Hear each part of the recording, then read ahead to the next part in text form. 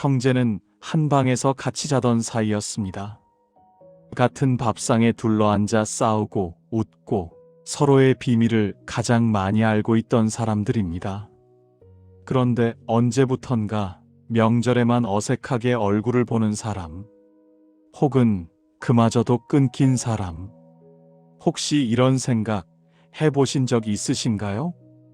형제들 단톡방에선 웃고 떠드는데 정작 내 마음 얘기할 사람은 없다.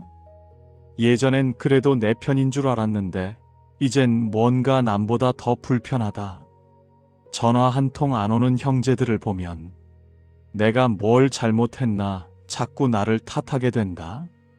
내가 죽을 때 형제들이 과연 내 옆에 있어 줄까? 아니면 장례식장에서나 한 번 보는 사이가 될까? 이 나이에 형제까지 멀어지면 나 혼자 남는 것 같아 두렵다. 만약 방금 드린 질문 중에 하나라도 마음에 걸리셨다면 지금 이 영상은 바로 당신을 위해 준비된 이야기입니다.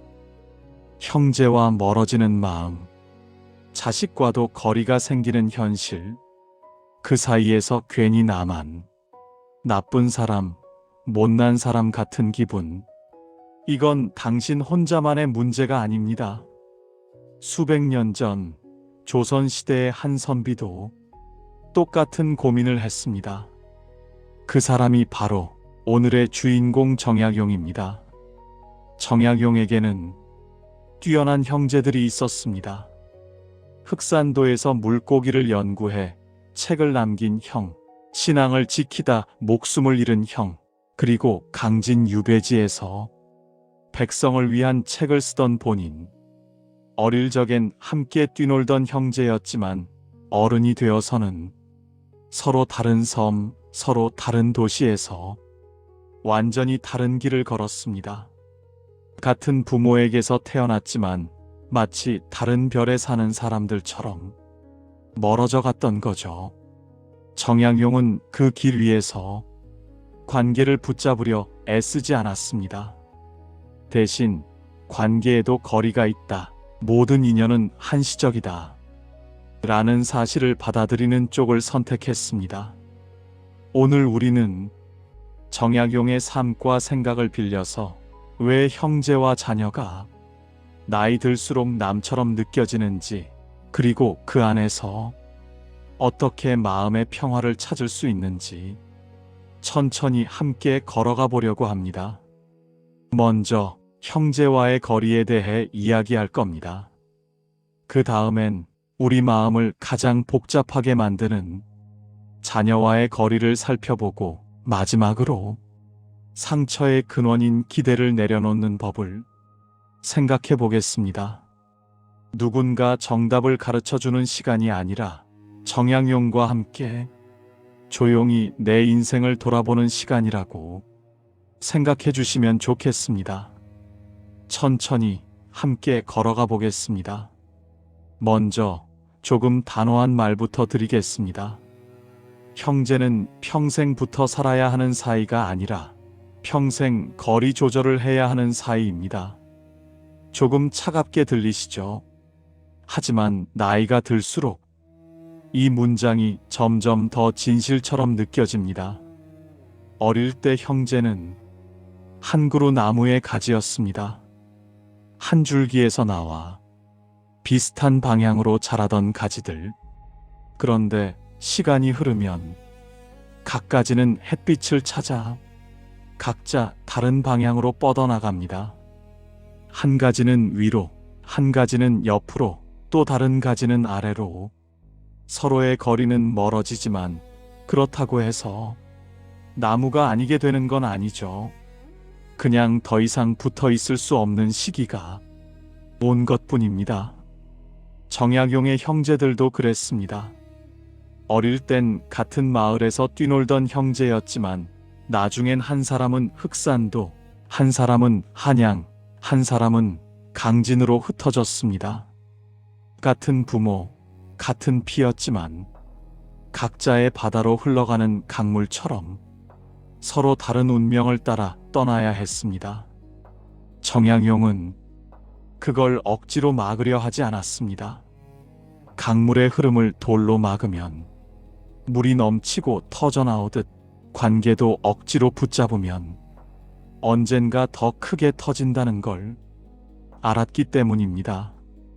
이것을 우리의 이야기로 한번 옮겨볼까요? 경기도에 사는 67살 김 선생님. 김 선생님에겐 여동생 둘, 남동생 하나가 있습니다. 명절에는 다 같이 모여야지. 형제끼리 얼굴도 못 보면 그게 무슨 가족이냐? 이게 김 선생님의 신념이었습니다. 추석 일주일 전 형제 단톡방이 울립니다. 이번 추석엔 다들 우리 집으로 오는 거지? 잠시 후 둘째 여동생이 답합니다. 형, 이번엔 우리 집은 좀 힘들 것 같아. 애들 시험이랑 시댁이랑 겹쳐서. 막내 동생도 조심스럽게 말합니다. 형님, 저는 올해 명절에도 근무가 있어서 당일에 잠깐 들를게요. 김 선생님의 마음속에서 작은 불씨가 타오릅니다. 다들 핑계만 대네. 부모님 살아계실 땐 왜 그렇게 잘 오더니? 그는 다시 단호하게 메시지를 보냅니다. 부모님 안 계셔도 우리가 모여야 하는 거야. 명절에 얼굴도 안 보면 그게 형제냐? 잠시 단톡방이 조용합니다. 그날 밤 아내가 조심스레 묻습니다. 여보, 굳이 애들까지 다 불러서 형제들 모이게 해야 돼요? 그럼 내가 안 챙기면 이 집안이 다 흩어져 버린다고. 말은 그렇게 했지만 잠들기 전 김 선생님의 마음은 이상하게 허전합니다. 왜 나만 이렇게 애쓰는 것 같지? 내가 너무 집착하는 건가?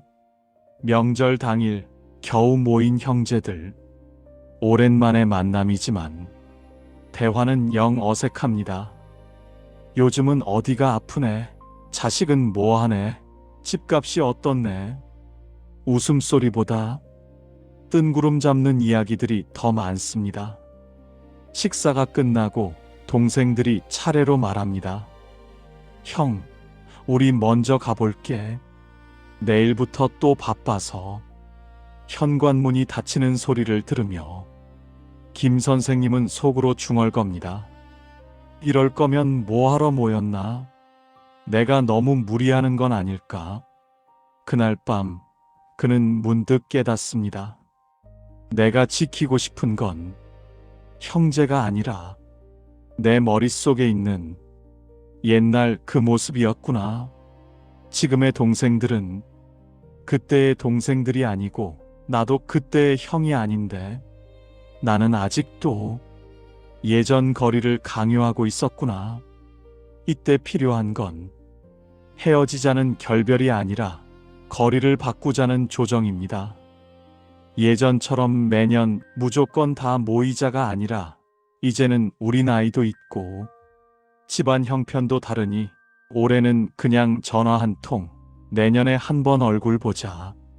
이렇게 강도와 횟수를 조절하는 것이 관계를 지키는 길일 때가 많습니다. 전라도에서 사는 72살 박 여사님.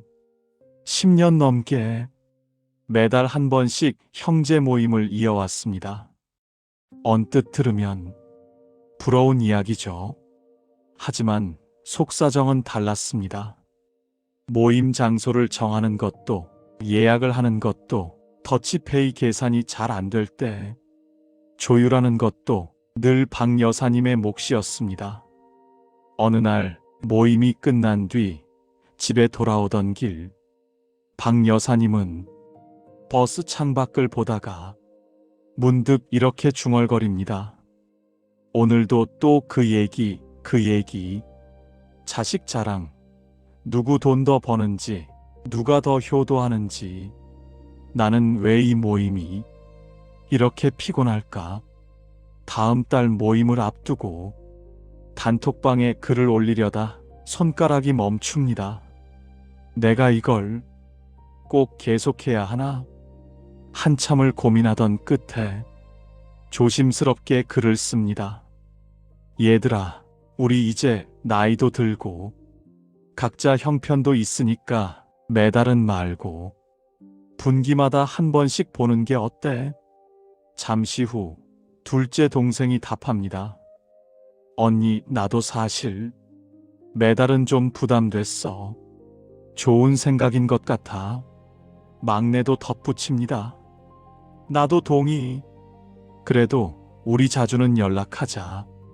핸드폰 화면을 보고 있던 박 여사님은 조용히 미소를 짓습니다. 아, 나만 애쓰는 줄 알았는데 다들 힘들었구나. 내가 이 거리를 억지로 유지하고 있었던 거네. 분기 모임으로 줄어든 뒤 놀라운 변화가 일어납니다. 모임 당일 서로의 얼굴이 더 반갑고 이야기를 할 때도 덜 날카로워졌습니다. 예전에는 또 모여야 한 해였다면 이제는 그래, 한 번쯤은 보고 가야지가 된 거죠. 형제 관계에서 좋은 거리는 자주 보는 것이 아니라 서로가 덜 부담스러운 정도입니다.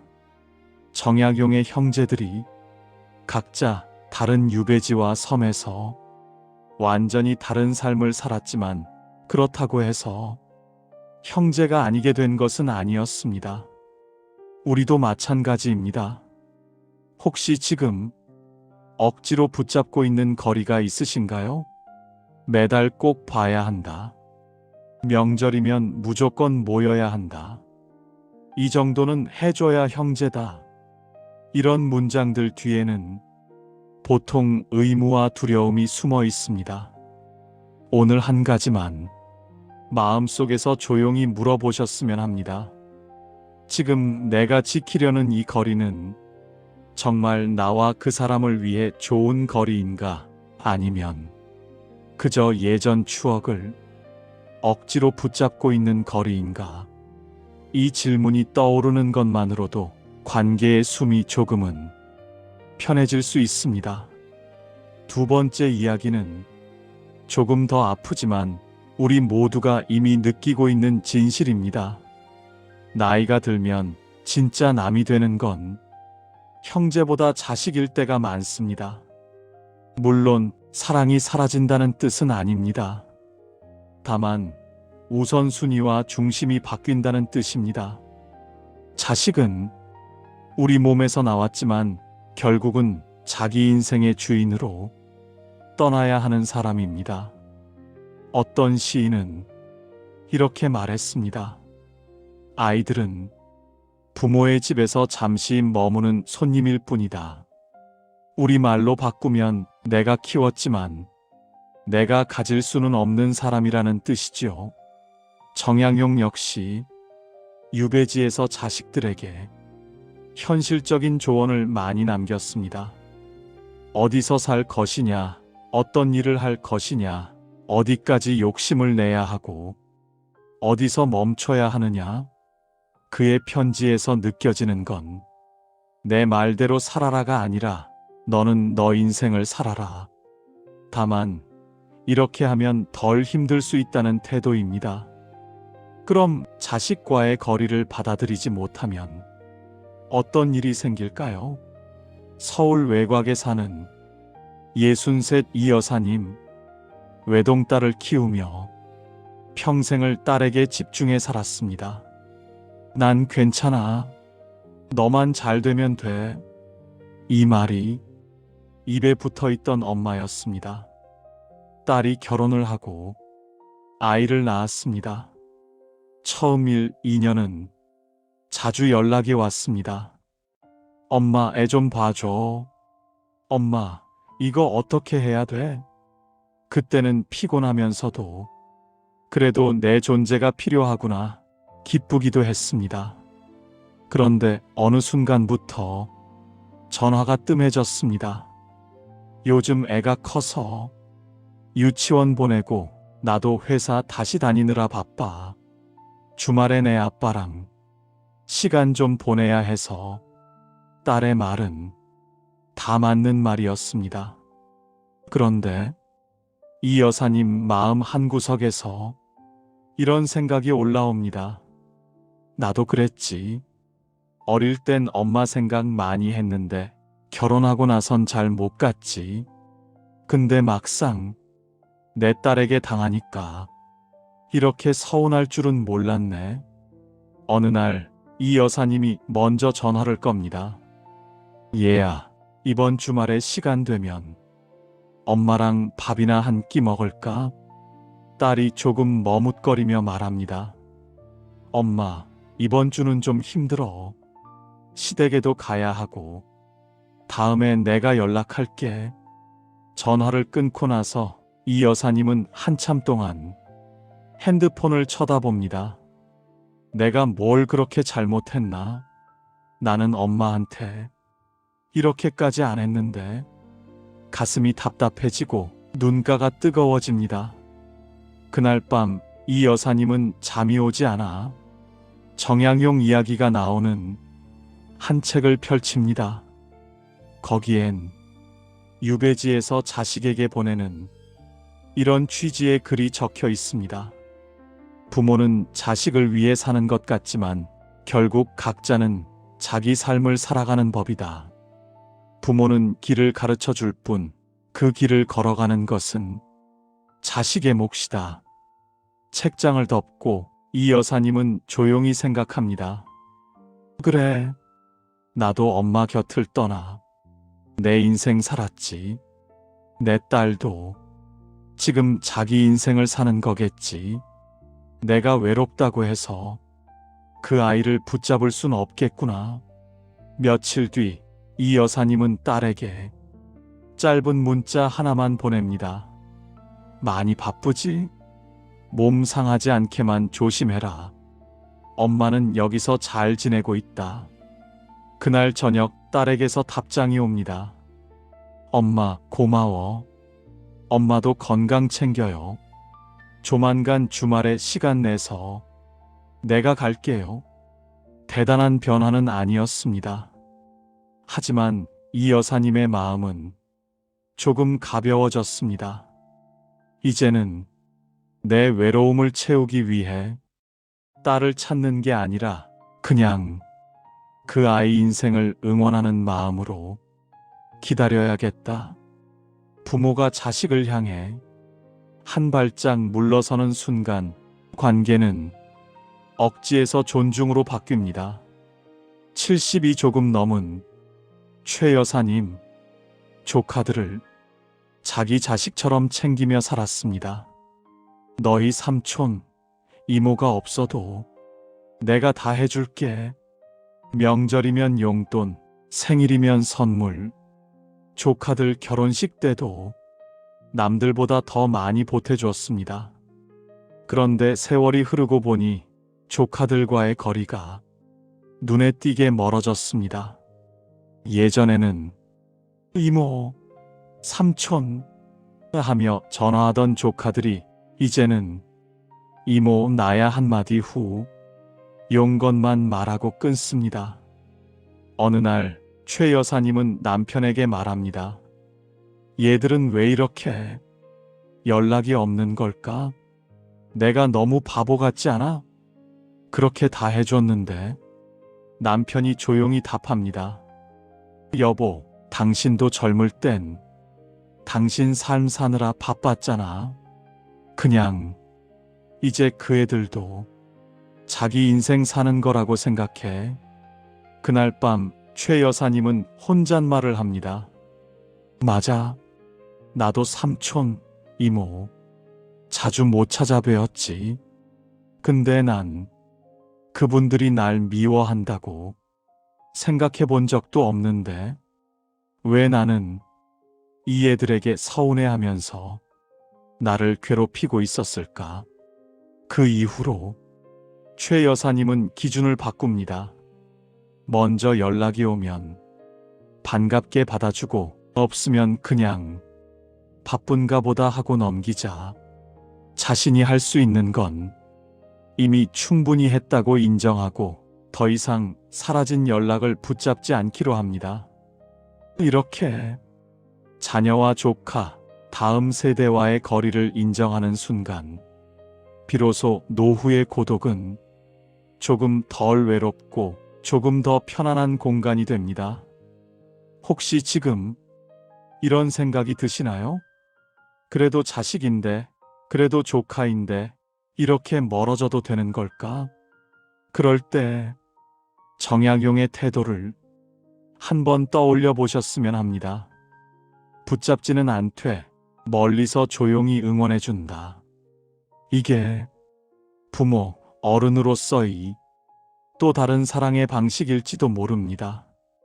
여기까지가 형제와 자녀, 가족과의 거리에 대한 이야기였습니다. 아, 나만 이런 게 아니구나. 멀어지는 게 꼭 실패는 아니구나. 조금이라도 마음 한구석이 가벼워지셨다면 그것만으로도 이 시간은 충분히 의미가 있습니다. 혹시 지금까지의 이야기가 조금이라도 와닿으셨다면 이 채널이 앞으로도 정약용의 말과 함께 여러분 곁을 조용히 지켜드릴 수 있도록 좋아요 한번, 구독 한번 부탁드리겠습니다. 여러분의 작은 손길이 이 길을 계속 이어가는 힘이 됩니다. 그럼 이제 조금 더 깊은 이야기로 들어가 보겠습니다. 이제부터는 우리를 가장 많이 상처 입히는 것, 바로 기대에 대해 함께 생각해 보겠습니다. 이번에도 단호한 말부터 드리겠습니다. 형제에게 기대를 거는 순간 상처가 시작됩니다. 이 말이 형제를 믿지 말라는 뜻은 아닙니다. 다만 형제니까 당연히 이 정도는 해주겠지 라는 생각이 우리 마음을 가장 먼저 무너뜨린다는 뜻입니다. 정약용은 이런 말을 남겼다고 전해집니다. 남에게 은혜를 받으려는 마음을 버리면 마음이 저절로 편안해진다. 이걸 형제관계에 옮기면 이렇게 바꿔볼 수 있습니다.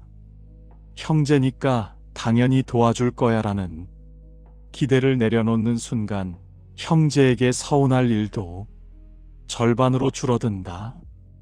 기대가 클수록 실망도 큽니다. 실망이 쌓이면 원망이 되고 원망이 쌓이면 관계가 끊어집니다. 반대로 기대가 낮을수록 작은 관심에도 고마움을 느낄 수 있습니다. 그럼 기대를 내려놓지 못하면 어떤 일이 일어날까요? 71살 윤 여사님은 3남매 중 둘째입니다. 젊을 때부터 집안일을 도맡아 했습니다. 부모님 병원 모시고 다닌 사람도, 제사 준비한 사람도, 형제들 사이에서 중재자 역할을 하던 사람도 항상 윤 여사님이었습니다. 그래도 나중엔 오빠랑 동생이 알아주겠지. 내가 얼마나 고생했는지. 이게 윤 여사님 마음속 깊은 곳에 자리 잡은 기대였습니다. 시간이 흘러 부모님은 돌아가시고 형제들 모두 각자 가정을 꾸렸습니다. 윤 여사님은 허리 수술을 받고 당분간 집안일을 할 수 없게 되었습니다. 그는 속으로 생각했습니다. 이럴 때 오빠가 한 번쯤 전화해서 괜찮냐, 뭐 필요한 거 없냐 물어보겠지. 동생도 한 번쯤 찾아오겠지. 하지만 일주일, 2주일, 한 달이 지나도록 형제들에게선 별다른 연락이 없습니다. 가끔 오는 연락은 이런 내용뿐입니다. 언니, 몸은 좀 어때? 그래도 다행이다. 언제 한번 보자. 통화를 끊으면 윤 여사님의 눈가에 눈물이 맺힙니다. 언제 한번 보자는 말, 그 말 이제 그만 듣고 싶다.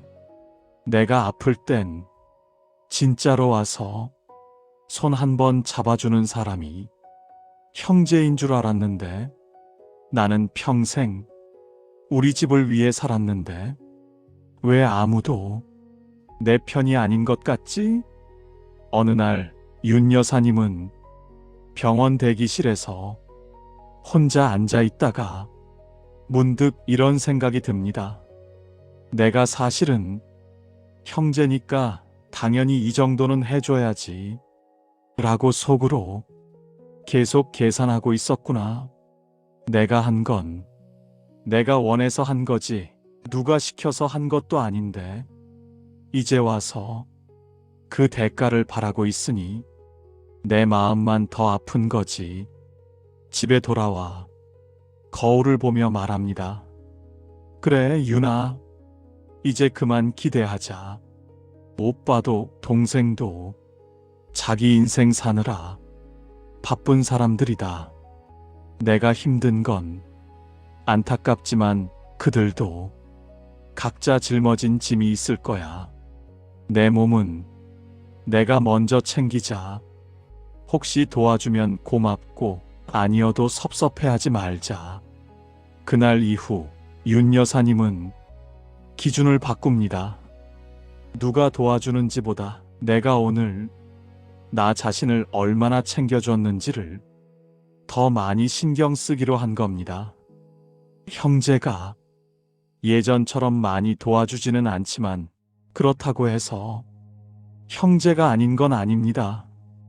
다만 내 삶의 주인공 자리를 형제에게서 나에게로 돌려놓는 과정일 뿐입니다. 66, 장 선생님은 셋째 아들입니다. 형 둘이 있고 어릴 때부터 늘 비교를 당하며 살았습니다. 형들은 공부도 잘하고 출세도 했는데 너는 왜 그러냐? 어른이 된 뒤에도 비교는 계속되었습니다. 형들은 서울에서 직장 생활을 하고 장 선생님은 지방에서 작은 가게를 운영했습니다. 경기가 나빠져 장사가 잘 되지 않던 어느 해 장 선생님은 형들에게 전화를 겁니다. 형, 나 요즘 가게가 너무 안 돼. 혹시 조금만 도와줄 수 있을까? 큰형은 말합니다. 야, 나도 애들 교육비에 대출 갚느라 빠듯하다. 미안한데 당장 큰 돈을 도와주긴 어렵겠다. 둘째 형도 비슷한 말을 합니다. 나도 요즘 회사 사정 안 좋아. 대신 비용 줄이는 법이랑 가게 운영 같이 한번 보자. 전화를 끊고 나서 장 선생님은 속으로 씁쓸하게 말합니다. 역시 형제들은 말뿐이지. 힘들 땐 결국 나 혼자네. 그렇게 몇 달을 형제들을 원망하며 지냈습니다. 그러다 어느 날 라디오에서 들려오는 한 문장이 귀에 꽂힙니다. 형제는 내 인생의 보험이 아닙니다. 각자의 인생을 각자 책임지는 사람들이죠. 장 선생님은 문득 멈칫합니다. 그래, 형들도 자기 집안 책임지느라 바쁠 텐데 나는 형들이 나를 구해줘야 한다고 당연하게 생각하고 있었네. 그날 저녁 장 선생님은 장부를 다시 펼칩니다.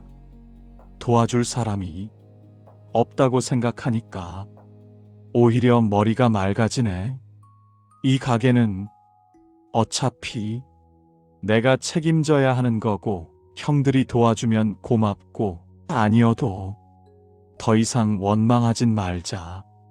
형제에 대한 기대를 걷어들이자 노력이 다른 방향으로 쓰이기 시작했습니다.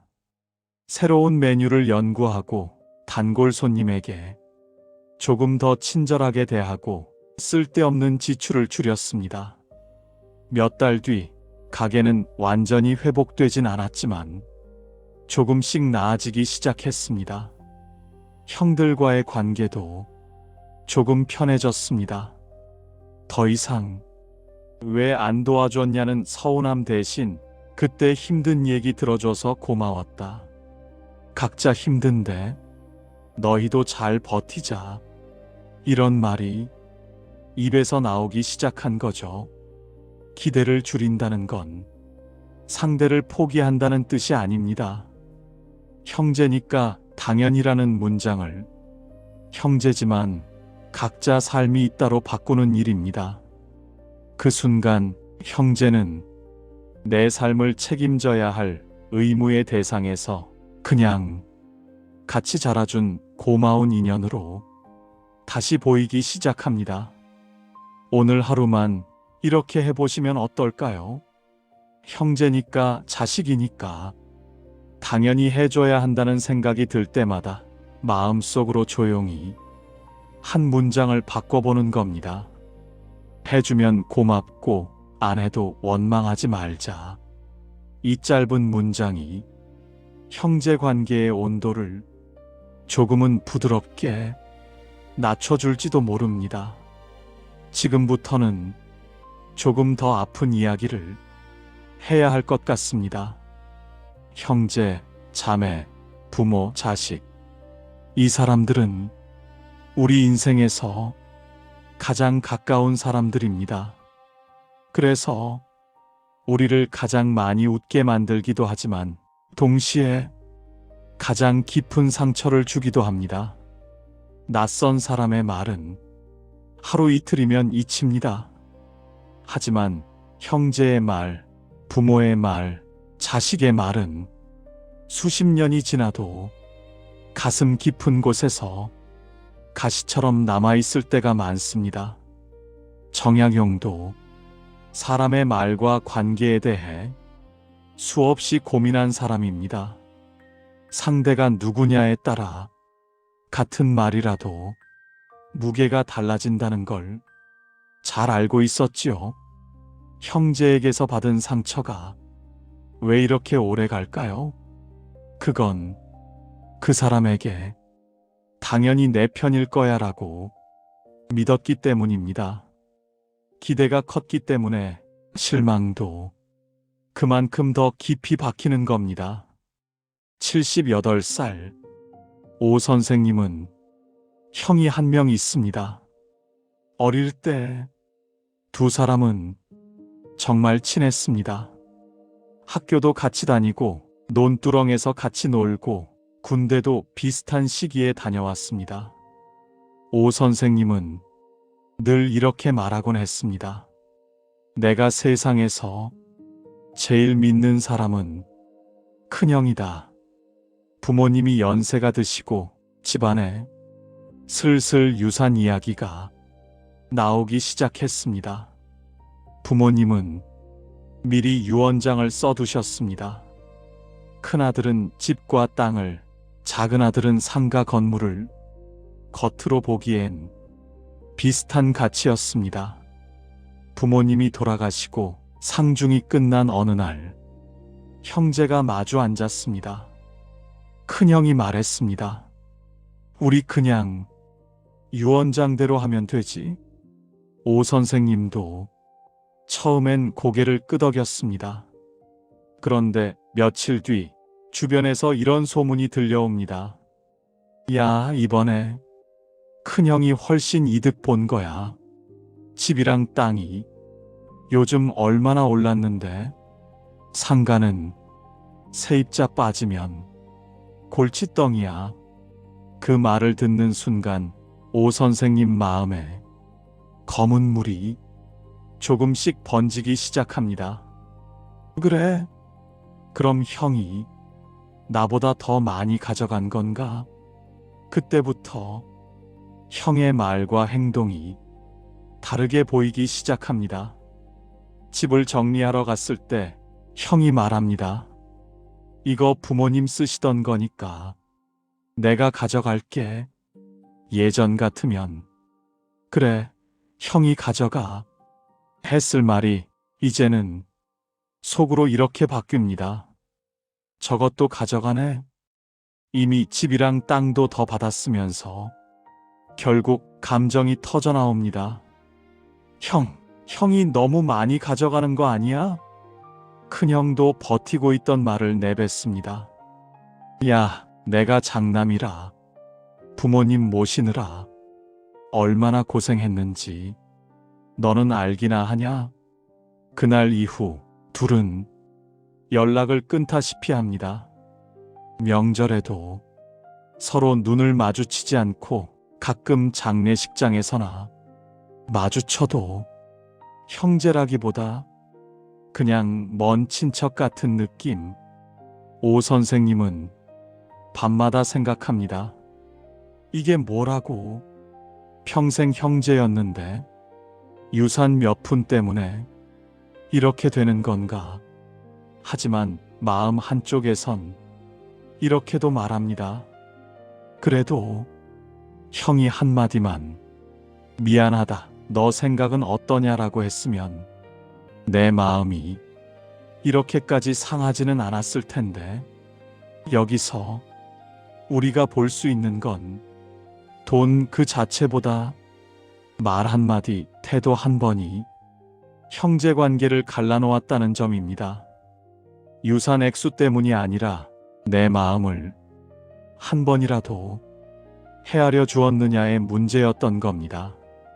정양용은 이런 상황을 두고 아마 이렇게 말했을지도 모릅니다. 형제 사이에 계산을 들이대는 순간 피보다 숫자가 더 진해진다. 그리고 또 이렇게 덧붙였을지도 모릅니다. 상대를 바꾸려 하기보다 내 마음의 기준을 먼저 바로 세우라. 우리는 형제에게 받은 상처를 지울 수는 없습니다. 하지만 그 상처를 계속 긁어서 덧나게 할지 아니면 조금씩 아물도록 그만 만질지는 우리 선택일 수도 있습니다. 69살 임 여사님은 언니 둘, 여동생 하나가 있습니다. 어릴 때부터 집안일은 거의 임 여사님의 몫이었습니다. 너는 손이 빠르니까 내가 좀 도와라. 너는 동생이니까 좀 양보해라. 이런 말을 수없이 들으며 자랐습니다. 시간이 흘러 형제들도 모두 노년이 되었습니다. 어느 날 오랜만에 네 자매가 식당에 모였습니다. 처음엔 가벼운 얘기들로 시작했습니다. 요즘 어디가 아프네? 우리 애는 뭐하네? 손주는 어디 학교를 갔네? 그러다가 이야기가 슬며시 옛날 이야기로 넘어갔습니다. 둘째 언니가 술잔을 기울이며 이렇게 말합니다. 너는 예전부터 참 손해만 보고 사는 성격이야. 그게 너의 미덕이긴 한데 가끔은 답답하더라. 그 말에 다른 자매들은 대수롭지 않게 웃었습니다. 맞아, 우리 막내는 좀 너무 착해. 하지만 임 여사님의 가슴은 순간 얼어붙었습니다. 아, 평생 나는 손해만 보는 사람으로 보였구나. 나는 가족들 위해 한다고 했는데 이 사람들 눈엔 그냥 답답한 애였구나. 그 말 하나가 수십 년 동안 참고 넘겼던 순간들을 한꺼번에 끌어올립니다. 명절에 혼자 부엌에서 일하던 자신, 언니들 대신 부모님 병원에 모시고 다니던 자신, 동생 빚을 몰래 갚아주던 자신, 집에 돌아와 침대에 누웠는데 눈물이 멈추질 않습니다. 나는 이 집에서 언제나 당연한 사람이었구나. 도와주는 건 당연하고 희생하는 건 당연하고 그래서 결국 답답한 사람이 되어버렸구나. 며칠 동안 임 여사님은 언니들 전화를 받지 않았습니다. 동생이 안부 전화를 했을 때도 형식적인 대답만 하고 전화를 끊었습니다. 그러던 어느 날 우연히 보게 된 책에서 이런 문장을 읽습니다. 가까운 사람에게 받은 상처는 완전히 지워지지 않는다. 그러나 그 상처를 계속 쥐고 있을지 조금씩 내려놓을지는 나의 선택이다. 임 여사님은 조용히 마음속으로 말합니다. 그래, 언니들이 나를 완벽하게 이해해주지 못했을 수 있다. 나도 언니들의 고생을 다 이해하지 못했으니까 그 한마디로 평생의 정을 다 버리지는 말자. 그래도 이제부터는 내가 나를 손해만 보는 사람이라고 부르진 말자. 그날 이후 임 여사님은 자신에게 이렇게 말하기 시작했습니다. 나는 손해만 보는 사람이 아니라 내가 선택해서 준 사람이야. 다만 이제부터는 내가 감당할 수 있는 만큼만 주자. 형제에게서 받은 상처는 쉽게 사라지지 않습니다. 하지만 언젠가는 이렇게 말할 수 있는 날이 왔으면 좋겠습니다. 그때 그 말은 아팠다. 하지만 그 말 때문에 내 인생 전체를 어둡게 만들지는 않겠다. 정약용이 살던 시대에도 형제, 친척, 벗들 사이의 갈등이 수없이 있었습니다. 그는 모든 사람을 완벽하게 이해시키려 하지 않았습니다. 대신 자기 마음의 기준을 세우고 해야 할 일에 다시 집중했습니다. 우리도 그 지혜를 조금은 나눠 가질 수 있습니다. 이제 한 걸음 더 나아가 보겠습니다. 형제와 멀어지고 자식과도 거리가 생기면 우리는 종종 이렇게 느낍니다. 나는 이제 혼자 남은 것 같다. 정약용은 18년 동안 유배지에서 거의 혼자 지냈습니다. 형제와도 벗들과도 자식들과도 떨어져 있었습니다. 그 외로운 시간 동안 그는 무엇을 했을까요? 바로 혼자 있는 법을 배웠습니다. 혼자 있는 법을 배운다는 건 고독을 즐기는 법을 배우자는 게 아니라 혼자 있어도 내가 무너지지 않는 상태를 만드는 일입니다. 74 조 여사님은 형제 모임을 오랫동안 이어온 사람입니다. 한 달에 한 번 꼬박꼬박 만나 점심을 먹고 차를 마셨습니다. 처음 몇 년 동안은 정말 즐거웠습니다. 부모님 이야기도 하고 어릴 적 추억도 나누고 서로의 건강을 챙기며 위로가 되었습니다. 그런데 어느 순간부터 모임에서 나누는 이야기가 조금씩 달라졌습니다. 자식 자랑, 돈 이야기, 누가 더 효도하느냐, 누가 더 잘 사느냐. 집에 오면 이런 생각이 들었습니다. 나는 왜 저런 말들에 이렇게 지치지? 어느 해 겨울 갑자기 건강이 안 좋아져 조 여사님은 몇 달 동안 밖에 나가기 어려운 상황이 되었습니다. 형제 모임도 자연스럽게 끊겼습니다. 처음 한두 달은 속이 쓰렸습니다. 내가 안 나가니까 모임이 아예 없어졌네. 나 없으면 형제들끼리 연락도 잘 안 하나 보다. 외로움이 파도처럼 몰려왔습니다. 그러다 시간이 조금 더 흐르자 생각이 달라지기 시작했습니다. 모임이 없으니까 몸은 편하네. 그리고 이제야 내 하루가 내 것처럼 느껴진다. 아침에 눈을 뜨면 형제 모임 날짜부터 계산하던 삶에서 오늘은 내가 뭘 하고 싶은지 천천히 묻는 삶으로 바뀐 겁니다. 조 여사님은 동네 작은 도서관에 등록을 했습니다. 일주일에 2번 책을 빌리고 조용히 앉아 책장을 넘기는 시간을 가지게 되었습니다.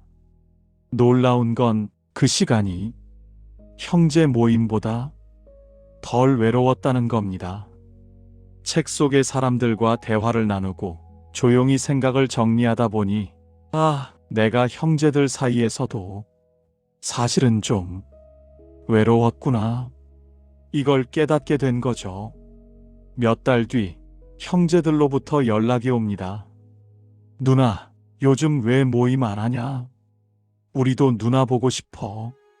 조 여사님은 부드럽게 말합니다. 이제는 그렇게 자주 말고 가끔 꼭 보고 싶을 때 보자. 대신 문자나 전화는 언제든 주고받자. 그날 밤 조 여사님은 오래된 노트를 꺼내 한 줄을 적습니다. 형제와 함께 있는 시간도 소중하지만 혼자 있는 시간도 내 인생의 절반이다. 정약용이 유배지에서 혼자 책을 읽고 쓰고 생각하며 보낸 시간처럼 우리의 노후도 형제, 자식과의 시간만으로 채워지는 건 아닙니다. 나와 나 자신이 조용히 마주 앉는 시간이 반은 필요합니다. 65. 박 선생님은 형제들과의 관계가 그리 좋지 않습니다. 어릴 때부터 가치관이 많이 달랐습니다. 형제들은 술을 좋아하고 큰 소리로 이야기하는 걸 좋아합니다. 하지만 박 선생님은 조용히 책 읽고 산책하는 걸 좋아합니다. 젊을 땐 그래도 꾸역꾸역 모임에 나갔습니다. 형제인데 안 나갈 수는 없지. 하지만 집에 돌아오면 기운이 쭉 빠졌습니다. 또 쓸데없는 비교와 뒷이야기만 듣고 왔네. 은퇴 이후 박 선생님은 결심합니다. 이제부터는 내가 편한 자리를 조금 더 선택해보자. 동네 공원에서 매일 같은 시간에 산책을 하다 보니 자주 마주치는 얼굴들이 생겼습니다. 강아지를 산책시키는 이웃, 늘 같은 벤치에 앉아있는 어르신, 매일 조깅하는 중년 남성. 어느 날 벤치에서 책을 보고 있는데 한 어르신이 말을 겁니다. 그 책 재미있어요? 저도 책 보는 거 좋아하는데. 그날을 계기로 작은 독서 모임이 생겼습니다. 우리 한 달에 한 번 같은 책 읽고 얘기나 나눠볼까요? 멤버들은 각양각색이었습니다. 혼자 사는 할머니, 퇴직한 회사원, 중년 자영업자. 피 한 방울 섞이지 않았지만 이상하게도 형제들 모임보다 더 편안했습니다. 어느 날 독서 모임이 끝난 뒤 박 선생님은 생각합니다. 피가 섞였다고 해서 무조건 편한 건 아니구나. 피가 안 섞였어도 같은 방향을 보는 사람들이 더 편할 수도 있겠구나. 형제는 우리의 과거를 같이 지낸 사람입니다. 하지만 우리의 남은 시간을 꼭 형제와만 보내야 할 필요는 없습니다. 정약용도 유배지에서 가족과 떨어져 있으면서 새로운 인연들을 만났습니다. 제자들, 벗들, 책 속의 스승들, 피로 이어진 관계가 아니어도 준비된 마음끼리는 서로를 깊게 비출 수 있다는 걸 알았던 겁니다. 혼자 있다는 건 버려졌다는 뜻이 아닙니다.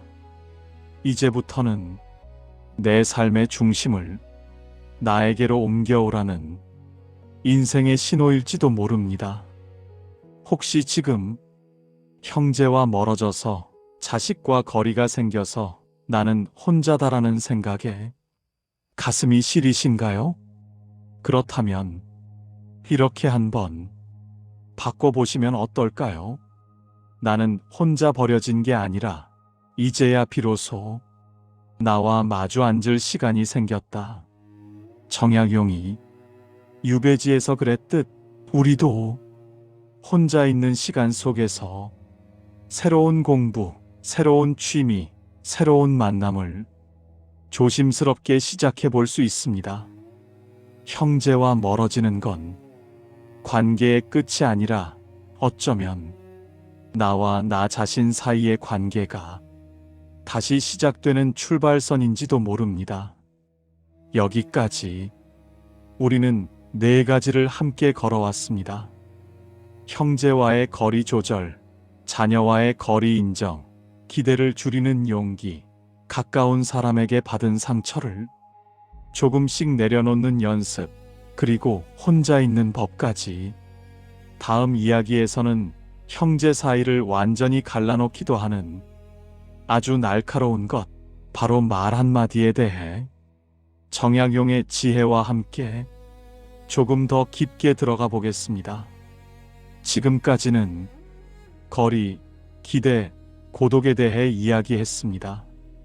이제는 관계를 한순간에 깨뜨릴 수도 있는 것, 바로 입에서 나가는 한마디 말에 대해 이야기해 보겠습니다. 정약용은 평생 글을 쓰고 말을 다듬고 사람들을 설득하던 사람이었습니다. 그는 잘 알고 있었습니다. 말은 한 번 나가면 다시는 돌아오지 않는다. 우리는 종종 이렇게 착각합니다. 그냥 욱해서 한 말인데 시간 지나면 잊히겠지. 하지만 형제 사이, 가족 사이에서 한 번 잘못 던진 말은 10년, 20년이 지나도 가슴에 박혀 남아 있습니다. 정약용의 말로 바꾸면 이렇게 될지도 모릅니다.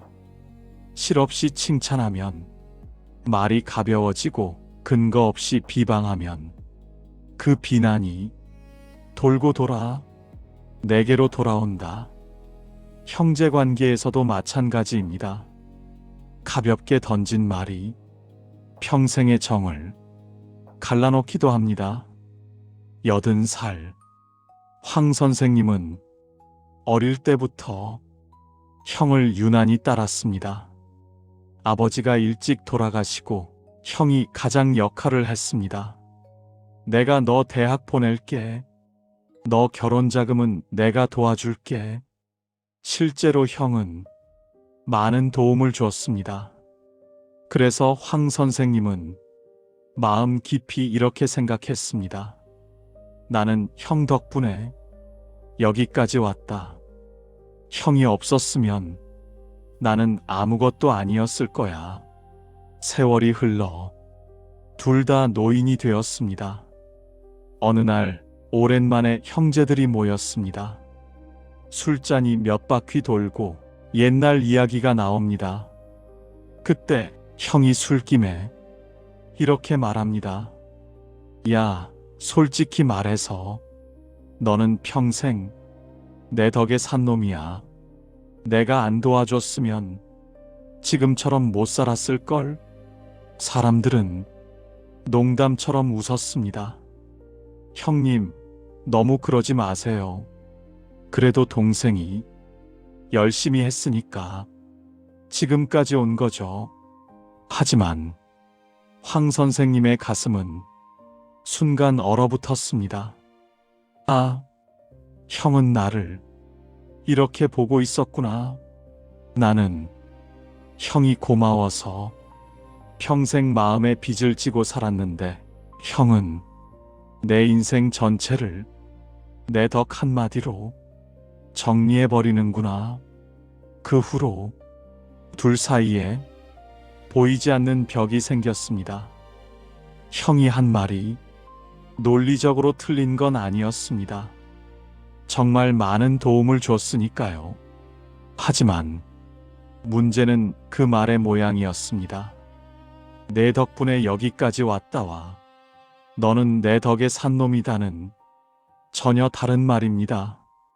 하나는 고마움을 나누는 말이고 다른 하나는 상대의 인생을 내 소유물처럼 말하는 표현입니다. 그날 이후 황 선생님은 형을 예전처럼 볼 수 없었습니다. 고마운 형에서 내 인생을 깎아내리는 사람으로 이미지가 바뀌어 버린 겁니다. 우리는 여기서 중요한 걸 하나 배울 수 있습니다. 형제 사이의 말은 사실을 말하느냐보다 어떤 마음으로 말하느냐가 더 중요하다는 것. 같은 내용을 말하더라도 이렇게 바꿀 수 있습니다. 내가 예전에 도운 적이 있긴 하지만 결국 여기까지 온 건 내가 버틴 덕분이지. 정약용이라면 이렇게 말했을지도 모릅니다.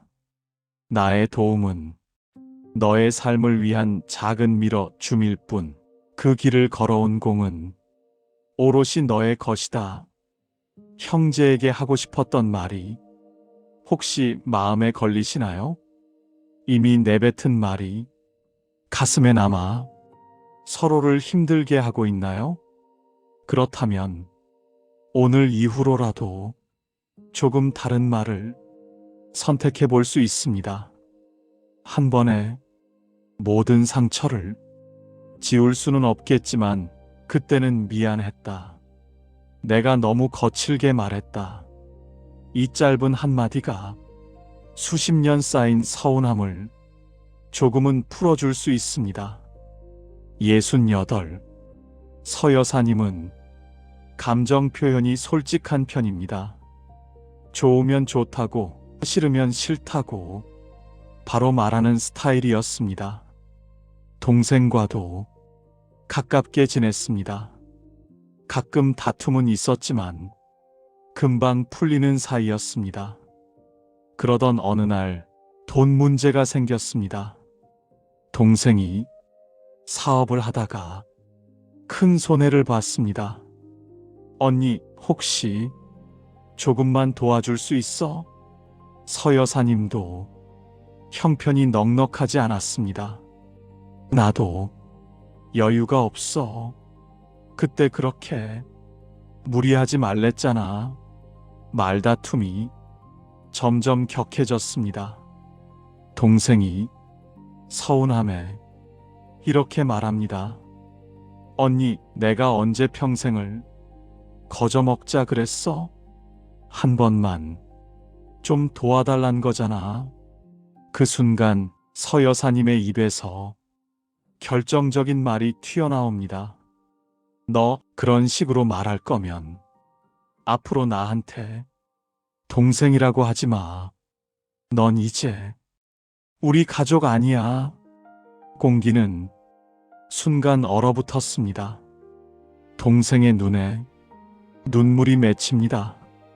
둘은 서로를 똑바로 보지 못한 채 전화를 끊었습니다.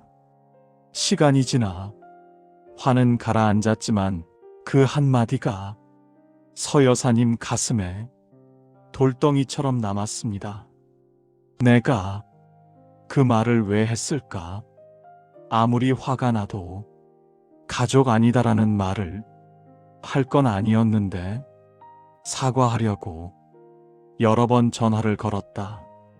끊기를 반복했습니다. 지금 전화하면 또 말싸움이 나지 않을까? 지금에서야 사과하는 건 너무 늦은 건 아닐까? 몇 년이 지나도록 그 한마디는 둘 사이를 가로막는 큰 벽이 되었습니다. 정약용은 이런 상황을 보며 아마 이렇게 말했을 겁니다. 분노의 순간에 던진 말은 돌이 아니라 칼이 되어 상대와 나를 함께 베어버린다. 우리가 감정이 올라올 때 잠시 숨을 고르고 한 박자 늦게 말하는 습관은 관계 전체를 지키는 아주 중요한 기술입니다. 하지만 이미 말을 내뱉어 버렸다면 어떻게 해야 할까요? 그럴 땐 이렇게 시작해 볼 수 있습니다. 그때 내가 한 말, 지금 생각해도 내가 너무 심했다. 내가 화가 나서 하지 말아야 할 말을 했다. 미안하다. 상대가 바로 용서해 주지 않을 수도 있습니다. 하지만 나는 최소한 내가 던진 칼을 다시 거두는 용기를 내본 것입니다. 말은 한 번 내뱉으면 사라지는 게 아니라 상대 마음에 형태를 남깁니다. 정약용은 실없이 칭찬하지 말라고 했습니다. 말의 무게를 가볍게 만들지 말라는 뜻입니다. 우리는 여기에 하나를 더 붙일 수 있습니다. 감정에 휩쓸려 칼 같은 말을 던지지 말라. 그 말은 결국 내 마음도 베게 된다. 혹시 지금 형제나 가족에게 하고 싶지만 차마 못했던 말이 있으신가요? 미안했다. 고마웠다. 그때 나는 사실 이렇게 느꼈다. 오늘 이 영상을 보신 뒤 당장 연락을 하라는 뜻은 아닙니다. 다만 잠들기 전 마음속으로라도 그 말을 한번 조용히 건네보셨으면 합니다. 그 연습이 언젠가는 진짜 입 밖으로 나오는 날을 준비시켜 줄지도 모릅니다. 이제 마지막 이야기입니다. 많은 분들이 형제관계 때문에 가장 힘들어하는 감정, 바로 죄책감입니다. 형제인데 더 잘해줘야 하는데 내가 모르는 척하는 건 아닐까? 나만 편하자고 거리를 두는 건 아닐까? 부모님 돌아가시고 나서 형제들까지 흩어지면 내가 불효하는 것 같아. 정약용은 인생을 아주 냉정하게 보던 사람입니다. 그는 이런 태도를 우리에게 가르쳐 줍니다. 감정만으로 삶을 판단하지 말고 현실을 먼저 보라. 내가 지금 형제를 챙기느라 내 삶이 무너지고 있다면 그건 과연 좋은 것일까요? 내 가족을 돌볼 여유도 없는데 늘 형제 문제에 끌려다닌다면 정말 그게 부모님이 원하시던 모습일까요? 여기서 우리가 한 걸음 나아가야 합니다. 형제에게 미안해서가 아니라 내가 책임질 수 있는 삶이 어디까지인지 다시 점검하는 단계로 66살 정씨 부부는 결혼 40년 차입니다. 둘 다 책임감이 강한 성격입니다. 남편은 형제들 모임에서 늘 총무 역할을 하고 아내는 시댁, 친정, 양쪽 집안 경조사를 빠짐없이 챙겼습니다. 우리가 안 나서면 누가 하겠어? 그래도 어른인데. 이 말이 둘의 입버릇이었습니다. 그러다 어느 날 둘이 앉아 옛 사진을 정리하다가 문득 멈춥니다. 앨범 속에는 아이들 어릴 때 사진, 시댁, 친정 식구들과의 모임 사진은 많은데 정작 둘만 함께 찍은 사진은 손에 꼽을 정도였습니다. 아내가 말합니다. 여보, 우리 둘만 여행 간 사진이 거의 없네. 남편이 머쓱하게 웃습니다. 그러게, 맨날 집안 행사만 다녔네. 아내가 조심스럽게 말을 이읍니다. 있잖아요. 우리가 형제, 친척 챙기느라 정작 우리 둘은 한 번도 제대로 챙겨본 적이 없는 것 같아요. 그 말에 남편의 가슴 한쪽이 찔리는 느낌이 듭니다. 맞다. 나는 맨날 형, 동생, 사촌들 걱정만 하느라 이 사람 손잡고 천천히 걸어본 적이 언제였지? 그날 밤 남편은 잠들기 전에 이렇게 생각합니다. 정약용이 지금 내 앞에 있다면 뭐라고 할까? 그리고 스스로 대답을 만들어 봅니다. 형제도 중요하지만 지금 당신 옆에 있는 사람, 당신과 밥을 먹고 당신의 마지막을 지켜볼 사람, 그 사람을 먼저 지켜라. 며칠 뒤 남편은 아내에게 말합니다. 여보, 올해부터는 집안 행사 조금 줄이자. 형제들 모임도 가끔은 빠지고 대신 우리 둘이 어디든 한번 가보자. 아내가 묻습니다. 형제들이 섭섭해하면 어떡해요? 남편이 잠시 생각하다 말합니다.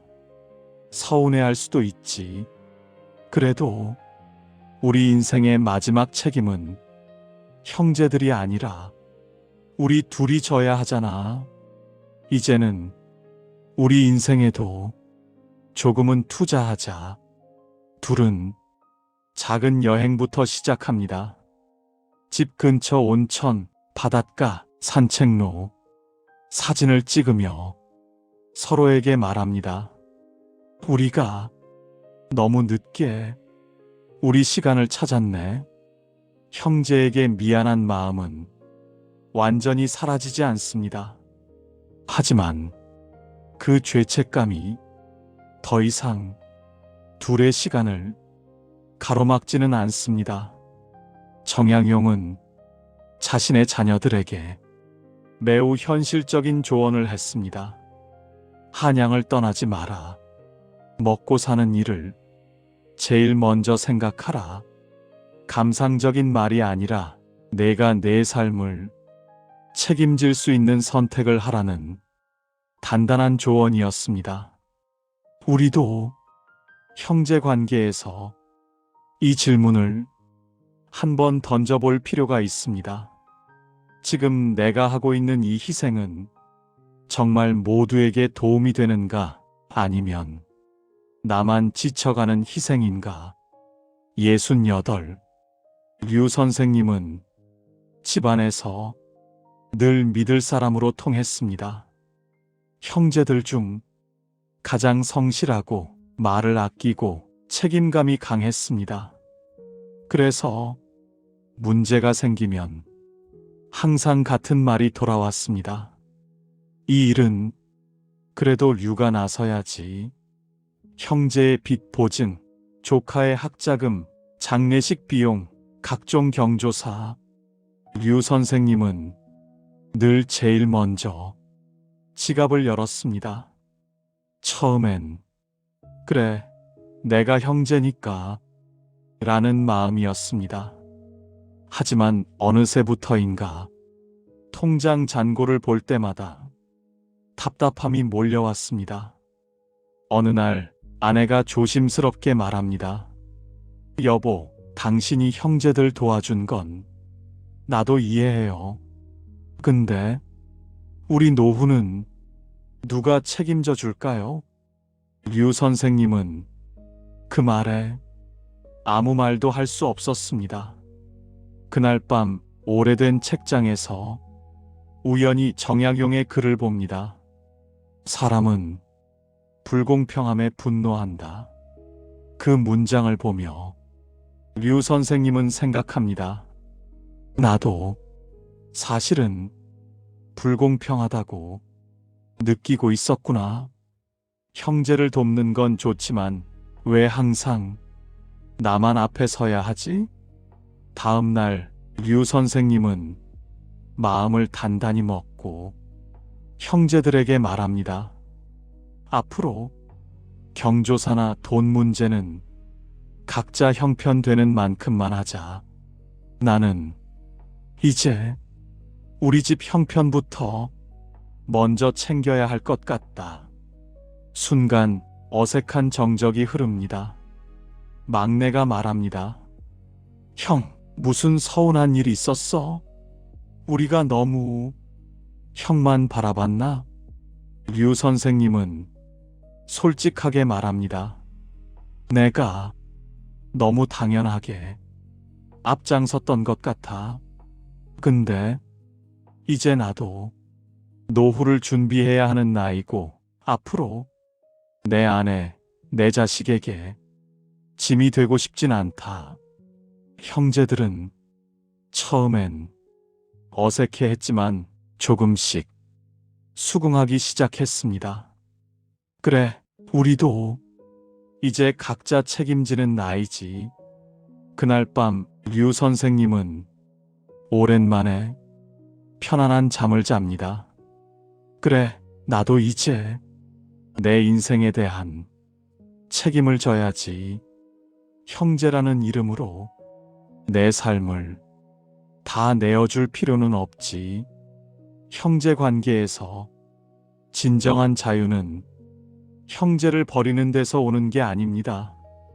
내가 어디까지 책임질 수 있는지 공평하게 선을 그을 때 비로소 시작됩니다. 정양용은 모든 관계가 한시적이라고 보았습니다. 부모와 자식도, 부부도, 형제도 언젠가는 각자의 길을 가야 하는 사람들. 그래서 우리가 던져야 할 마지막 질문은 이것인지도 모릅니다. 형제와의 관계가 내 삶을 더 건강하게 만들고 있는가? 아니면 나를 계속 소진시키고 있는가? 만약 두 번째에 가깝다면 이제는 이렇게 말해줄 때입니다. 나는 형제를 사랑한다. 그래서 이제는 서로 짐이 되지 않는 선에서 서로를 돕고 싶다. 지금까지 이야기를 들으시면서 어쩌면 이런 마음이 들었을지도 모릅니다. 그래, 다 맞는 말 같긴 한데, 그래도 형제랑 멀어지는 게 정말 괜찮은 걸까? 나는 형제에게 받은 상처도 많지만, 그래도 어릴 적 추억이 있는데, 이렇게 그냥 흘려보내도 되는 걸까? 여기서 우리가 직면해야 하는 가장 냉정한 진실이 하나 있습니다. 모든 관계는 언젠가 끝난다. 부모와 자식도, 부부도, 친구도, 형제도 언젠가 죽음이, 시간이, 거리와 상황이 우리 사이를 갈라놓습니다. 정양용은 유배길에 오르면서 이 사실을 온몸으로 느꼈을 것입니다. 한양을 떠나는 순간 그는 알았을 겁니다. 이제 나는 내가 사랑하던 사람들과 다른 길을 걷게 되는구나. 하지만 그렇다고 해서 그 사랑이 사라진 건 아니었습니다. 사랑은 남아있지만 함께 걷는 길은 달라지는 것. 그게 인생의 모양입니다. 형제가 남이 되어가는 것 같아 서러운 마음, 자식과 거리가 생기는 것 같아 막막한 마음, 가끔은 창문 너머로 보이는 어두운 하늘처럼 마음이 텅 비어 보일 때도 있습니다. 그런데 정양용은 그 빈 공간에서 다른 것을 발견했습니다. 남이 되어가는 자리만큼 나 자신을 채울 수 있는 자리도 함께 생긴다는 사실입니다. 형제가 내 곁을 떠나가면서 생긴 시간만큼 나는 나를 돌아볼 수 있습니다. 자식이 자기 인생을 살러 떠난 만큼 나는 내 남은 인생을 어떻게 살지 다시 정할 수 있습니다. 우리는 자꾸 이렇게 생각합니다. 관계가 멀어지면 나는 잃는 거다. 하지만 정약용의 삶은 조용히 다른 말을 들려줍니다. 관계가 멀어질수록 나는 더 깊이 나와 세상을 만날 수 있다. 형제와의 추억은 이미 우리 안에 들어와 있습니다. 어릴 적 같이 뛰놀던 기억, 부모님 밥상에서 웃고 떠들던 소리, 함께 울고 웃던 순간들. 그 기억은 이제 우리 인생의 일부가 되었습니다. 설령 지금 연락이 끊겼다 해도 그 시절의 형제는 여전히 우리 안에 살아 있습니다. 그래서 이제는 이렇게 말해볼 수도 있습니다. 형제와의 관계가 지금은 멀어졌어도 그들과 함께한 시간은 내 삶의 일부로 충분히 남아있다. 지금의 거리를 인정한다고 해서 그 시간들까지 부정하는 건 아니다. 우리가 진짜로 놓아야 하는 건 형제가 아니라 평생 같이 붙어 있어야만 좋은 관계라고 믿던 오래된 생각일지도 모릅니다. 강물이 바다로 흘러가듯 형제도 각자의 바다를 향해 흘러갑니다. 누군가는 좀 더 깊은 바다로, 누군가는 조용한 만으로. 우리가 할 일은 강물을 붙잡는 게 아니라 흘러가는 강을 조용히 바라보며 각자의 바다에서 평안하기를 빌어주는 것. 그게 어쩌면 가장 성숙한 형제 사랑인지도 모릅니다. 당신은 형제의 인생 전체를 책임져야 할 사람이 아닙니다. 당신의 인생도 누군가에게 전부 기대어 살 사람이 아닙니다. 정약용은 홀로 유배지에서 이 사실을 깨달았습니다. 결국 내 삶을 책임지는 사람은 나 자신뿐이다. 그리고 우리는 지금 그 지혜를 우리 노후에 조용히 가져와 쓰고 있는 겁니다. 그러니 이제 이렇게 말해보셔도 됩니다. 형제가 남이 되어가는 것 같아도 그래도 괜찮다. 그들의 길은 그들의 길이고 나의 남은 인생은 나의 몫이다. 그 순간 형제관계는 무거운 의무에서 조용한 축복으로 모양을 바꿀 수 있습니다. 오늘 우리는 정약용의 삶을 빌려 형제와 자녀, 가족과의 거리를 함께 바라보았습니다. 짧게 네 줄로 정리해 보겠습니다. 첫째, 형제도 나이가 들면 자연스럽게 남이 되어 갑니다. 이건 실패가 아니라 인생의 구조입니다. 둘째, 자식과 조카도 결국 자기 인생의 주인입니다. 우리는 그들의 삶을 도와줄 수는 있지만 대신 살아줄 수는 없습니다. 셋째, 형제니까 당연이라는 기대를 조금만 내려놓으면 상처도 함께 줄어듭니다. 기대 대신 감사를 선택할 수 있습니다. 넷째, 모든 관계는 한시적입니다. 그래서 오히려 지금 내 옆에 있는 사람들, 그리고 나 자신에게 더 성실할 수 있습니다. 이제 당신에게 조용히 말씀드리고 싶습니다.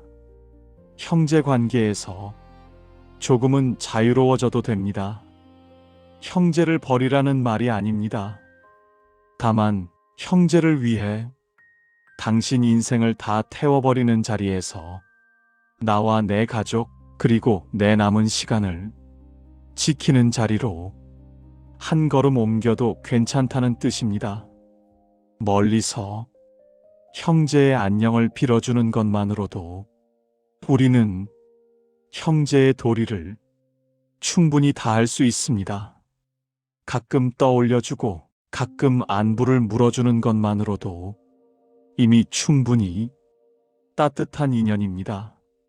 정약용이 유배지에서 가족과 형제를 떠올리며 그리움을 한문과 글쓰기로 바꾸어냈듯 우리도 형제에 대한 마음을 죄책감이 아니라 지금 나의 삶을 더 단단하게 만드는 힘으로 바꾸어 볼 수 있습니다.